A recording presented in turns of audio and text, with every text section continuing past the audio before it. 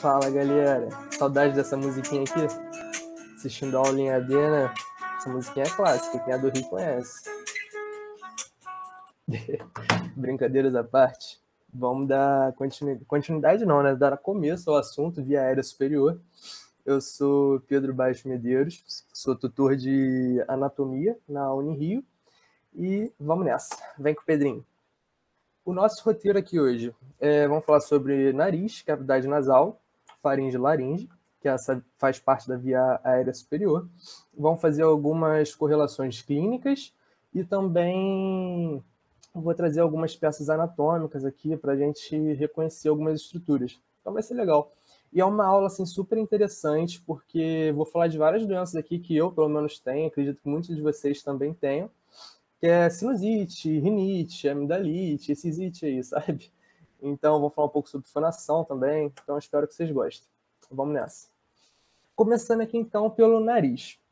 O nariz é composto por uma parte cartilaginosa e uma parte óssea. A parte óssea, acompanha aqui com o mouse. Aqui temos o osso nasal e a parte cartilaginosa, começamos aqui pela cartilagem lateral do nariz, a cartilagem alar maior, que é o ramo lateral e o ramo medial, e temos também as cartilagens alares menores. E essa região aqui amarela, essa estrutura amarela, não é cartilagem, nem osso, então ela é tecido conjuntivo. Então temos aqui também uma outra cartilagem, que é a cartilagem do septo nasal, que vai fazer, além da divisão da cavidade nasal, que vamos falar já já, vai fazer também a sustentação do esqueleto, da parte do nariz, né? Óbvio, mas enfim. Seguindo, cavidade nasal agora. Temos aqui a cartilagem septonasal, que acabamos de falar, e temos aqui a lâmina perpendicular do osso etimoide e o osso vomer. Então, essas três estruturas aqui vão fazer a divisão da nossa cavidade nasal. Sobre a primeira correlação clínica, eu trouxe aqui um caso de desvio de septo. O desvio de septo é algo que muitos de vocês devem ter em diferentes acentuações, né? Então, aqui a gente ainda vai falar sobre as conchas nasais, concha nasal superior, média, né? Temos 3 conchas nasais, a gente ainda vai abordar sobre. Mas olha aqui esse caso aqui do desvio de septo nasal, como ele é bem acentuado e olha como obstrui a passagem de ar. Então, em casos como esse, que tem um desvio acentuado, é recomendado a septoplastia.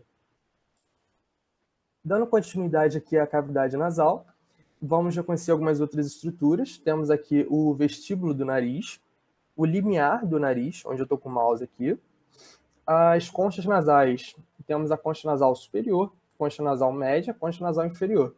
É tudo intuitivo, tranquilo, né? Entre essas conchas temos os meatos. Meato nasal superior, meato nasal médio e meato nasal inferior. Nesses meatos vão desembocar ossos e toda essa região aqui da cavidade nasal, ela é revestida por mucosa nasal, que vai produzir muco, a gente vai falar um pouco mais. E a concha nasal superior e a concha nasal média fazem parte do osso etimoide e a concha nasal inferior é um osso próprio. Então, ainda sobre cavidade nasal, temos aqui a região olfatória, dividida em 2 regiões. A região olfatória, que vai dar o nosso sentido do olfato, e a região respiratória, que é essa maior parte aqui. Sobre a região olfatória, aqui em cima dessa região azul aqui, estão vendo aqui essa lâmina? Essa lâmina aqui é chamada de lâmina cribriforme. Ela tem os furinhos aqui, tá vendo? Ela vai passar filamentos do nervo olfatório que vão chegar no bulbo olfatório e vão dar o sentido do olfato. Então, agora dando continuidade, a cavidade nasal que termina nas coanas, né? Depois a nasofaringe, que também vamos falar daqui a pouquinho. E agora eu quero falar sobre a mucosa nasal. A mucosa nasal, como eu falei, vai produzir muco, vai revestir toda essa cavidade, ela é responsável por umidificar, ajudar a filtrar o ar. Então, uma correlação clínica relacionada a essa mucosa nasal, cavidade nasal, é a nossa famosa rinite, que é a inflamação dessa região, inflamação e inchaço, que vai dificultar a passagem de ar e pode prejudicar o olfato, porque pode acabar comprimindo aqui essa região olfatória. Beleza? Vamos nessa. Agora falando sobre os seios paranasais.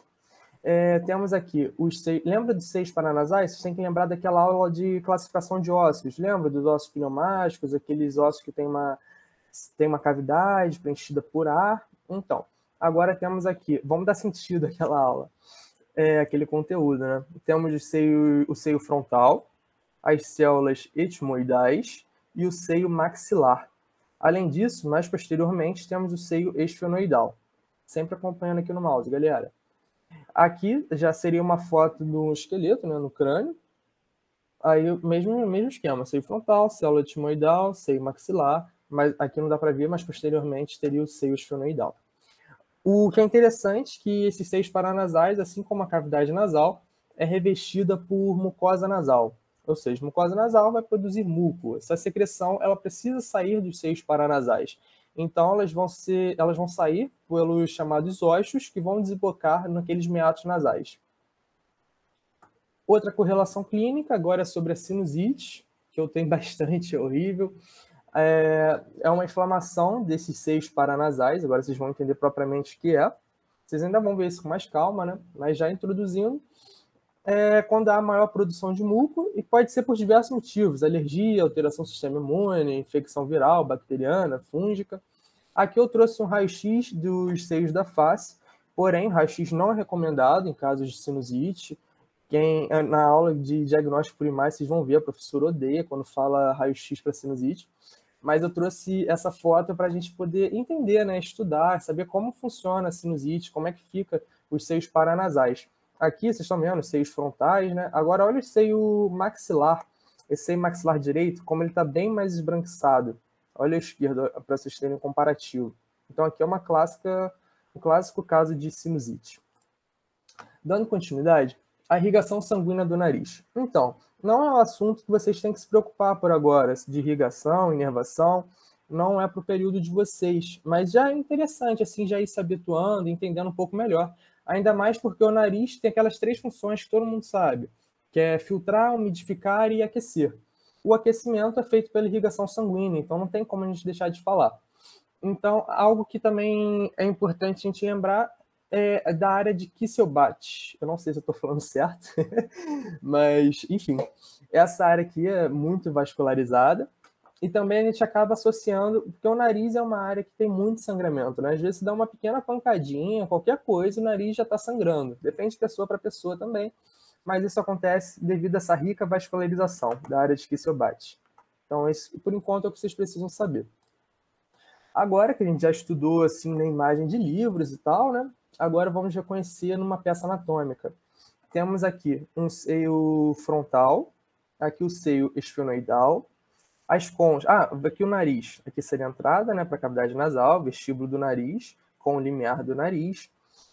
Aí também temos as conchas nasais, podemos reconhecer aqui, concha nasal superior, concha nasal média, concha nasal inferior, assim como os meatos. Meato superior, médio e inferior. E aqui seriam as coanas, né, que é o que vai fazer a divisão da cavidade nasal com a nasofaringe. Nessa foto aqui do lado, podemos ver mais destaque aqui a lâmina cribriforme também, que vai ser aquela região olfatória, lembra? Aqui vemos o palato duro, palato mole. A gente ainda vai entrar a fundo em algumas coisas. Mas, por enquanto, acho que é isso que a gente pode ir reconhecendo. Agora vamos falar sobre a faringe, dando continuidade à via aérea superior.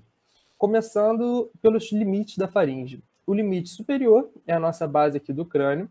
O seu limite posterior é a coluna vertebral. O limite inferior é a borda inferior da cartilagem cricóide, mais ou menos aqui, ou então a sexta vértebra cervical. Você pode usar essas duas limitações.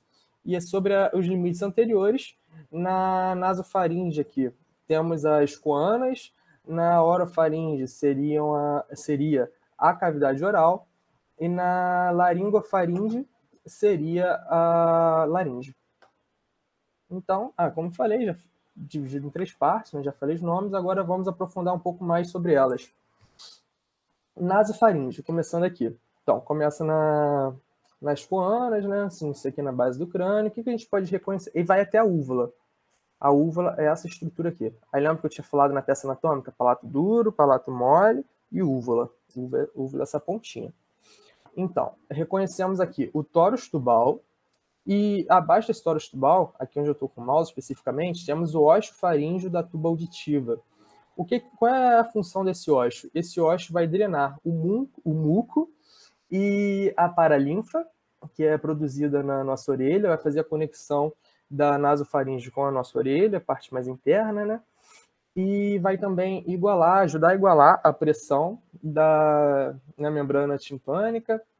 Ela é bem importante, esse ósseo aqui é bem importante para nossa audição, né? Nossa orelha. Agora, vocês ainda vão estudar um pouco mais a fundo sobre isso, não é o momento, mas já é uma curiosidade aí. Agora, sobre as pregas. Temos aqui a prega salpingofaríngea e a prega salpingopalatina. Além disso, temos também aqui o recesso faríngeo, certo? Além disso, o que é super importante, a tonsila faríngea.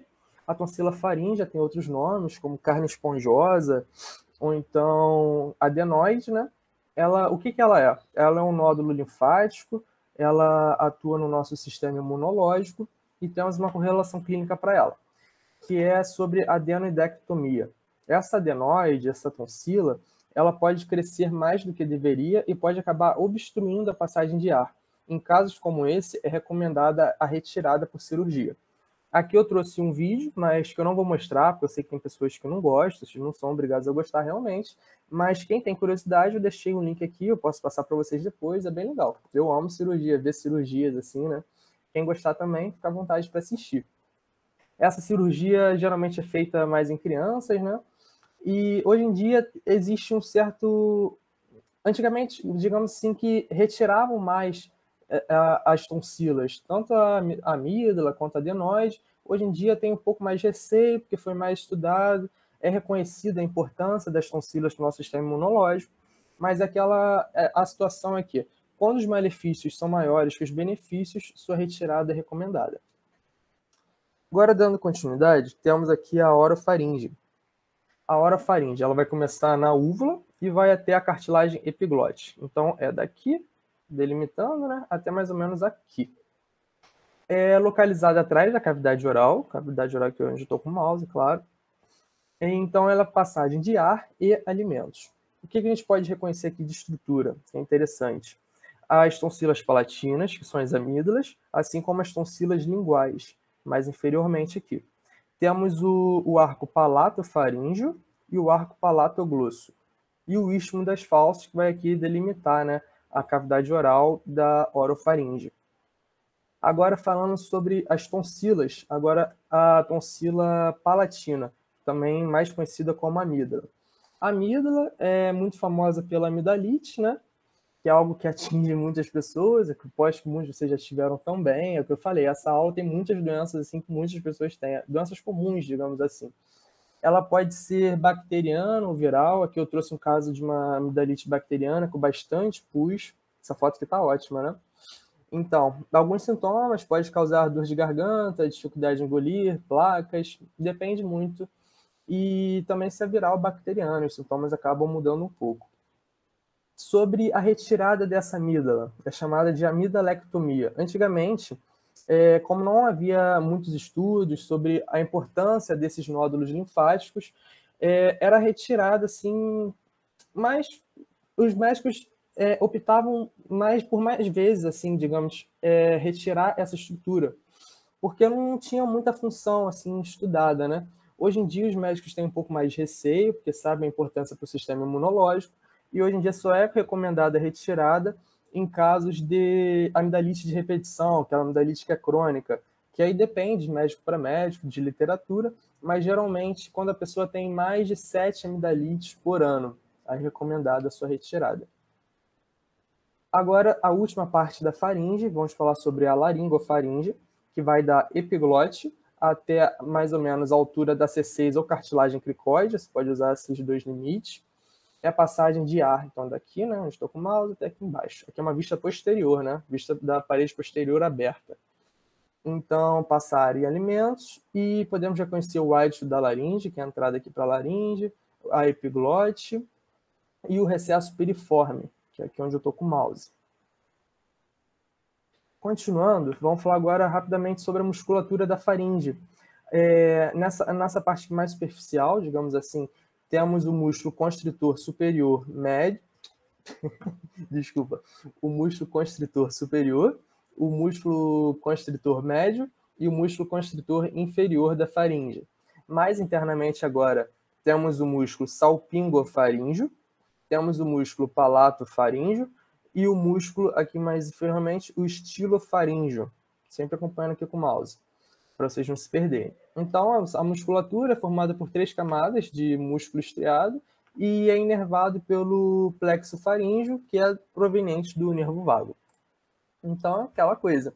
Estudamos as imagens de livros e tal, agora vamos reconhecer um pouco aqui em peça anatômica.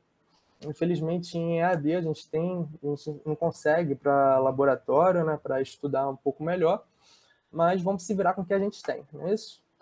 Então, aqui é a cavidade nasal, né?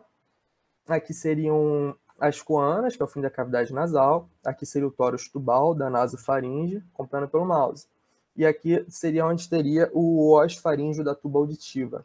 Então, daqui das coanas até a úvula seria a nossa nasofaringe. Aqui onde eu estou com o mouse seria a tonsila, né, a adenoide, ou carne esponjosa, como vocês quiserem chamar.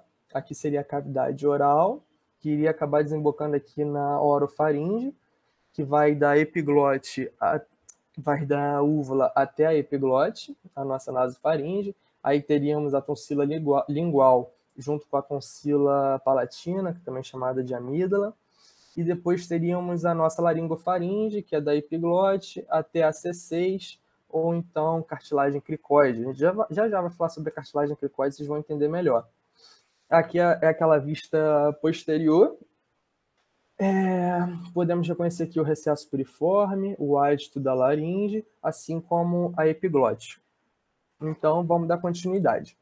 Agora vamos falar sobre a laringe. A laringe, na minha opinião, é uma estrutura um pouco mais complexa, mas é super interessante, porque também vai estar relacionada à fonação, tem alguns músculos para a gente estudar. Então, vamos nessa.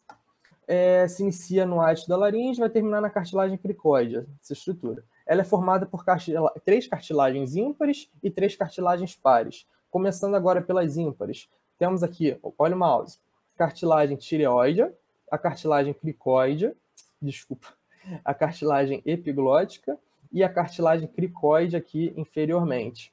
Aqui numa vista posterior, conseguimos ver a epiglote melhor, né? Assim como a cartilagem cricoide e a tireoide aqui.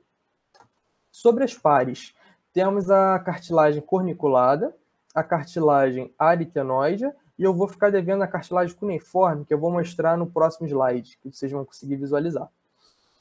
Além disso, temos a membrana tireoidea, o ligamento tireoide mediano, assim como a incisura tireoide superior, que é aqui, é o famoso pomo de Adão, aquela protuberância que temos aqui na região do pescoço, né? E aqui temos o ligamento cricotireoide mediano, e podem ser feitos alguns procedimentos para quando a pessoa está com uma obstrução da via aérea. Essa aqui é interessante, eu recomendo vocês estudarem sobre esse ligamento aqui, que vocês vão achar coisas interessantes. Temos a lâmina, direita e esquerda, né, da cartilagem tireoide. Agora vamos falar sobre a musculatura. Eu estava devendo sobre a cartilagem, eu tinha falado então, da cartilagem corniculada aritenoide, faltou a última cartilagem par, que é a cuneiforme. Opa, botei demais. A cartilagem cuneiforme está aqui onde eu estou com o mouse, então, certo? São essas cartilagens aqui pares. Agora, indo para estudar os músculos. Começamos aqui, então, pelo músculo aritenoide oblíquo, onde eu estou com o mouse, e aqui o músculo aritenoide transverso. Beleza? Músculo ariepiglótico, onde eu estou com o mouse aqui, e o músculo cricoaritenoide posterior. Desculpa, galera, eu estou com um pouquinho de alergia, o nariz está coçando. Acho que é a segunda aula que eu gravo para vocês com alergia. Mas enfim, vamos que vamos. Vem com o Pedrinho, galera. Preste atenção, perde atenção aí não. Temos aqui o músculo ariepiglótico, numa vista diferente, o músculo tireoepiglótico e o músculo tireoaritenoide aqui, estão vendo? O cricoaritenoide lateral, e aqui temos o cricotireoide, que está seccionado, certo? Nessa vista aqui, podemos ver o músculo vocal, aqui exatamente onde eu estou com o mouse. Do lado aqui, mais à esquerda, temos o ligamento vocal, e temos também cone elástico, esse aqui é mais claro, né? Essa estrutura mais clara. Todos esses músculos aí vão ter alguma relação com a fonação, que é o que a gente vai ver agora. Sobre a ação dos músculos da laringe. Vamos lá. Temos, então, a gente reconheceu músculos os músculos cricotireoides. Quando eles estão em ação, vão fazer o alongamento dos ligamentos vocais. Sobre a ação dos músculos cricoaritenoides posteriores, vão fazer a abdução dos ligamentos vocais. E a ação dos músculos cricoaritenoides laterais, assim como a ação dos músculos aritenoides transversos, eles vão fazer a adução dos ligamentos vocais. O ligamento vocal, como eu tinha falado, é essa estrutura aqui mais clara, né? Branca. E sobre a ação dos músculos vocais e tireoaritenoides, eles vão fazer o encurtamento dos ligamentos vocais. Aqui, mais à esquerda, é o músculo vocal, e aqui, mais à direita, o tireoaritenoide. Aqui eu fiz um vídeo, assim, editei um vídeo que eu achei super legal para vocês entenderem um pouco mais sobre fonação. A fonação é algo bem complexo, tem muita coisa envolvida, mas aqui eu trouxe a ação dos músculos, como é que se comporta o ligamento vocal, para a gente ir introduzindo a ideia na nossa cabeça. Espero que vocês gostem. O vídeo é curtinho, é tranquilo. Vou botar aqui, ó. Ó, botei até a musiquinha, muito chique, né? Aí mostra a ação aí que a gente já conversou. Vou deixar vocês assistirem.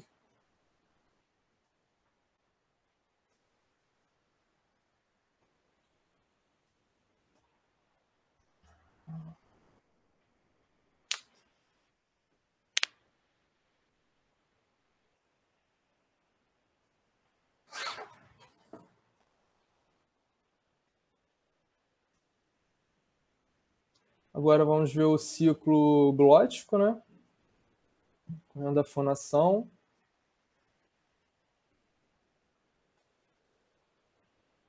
Aí são imagens reais. E aí seria um exame.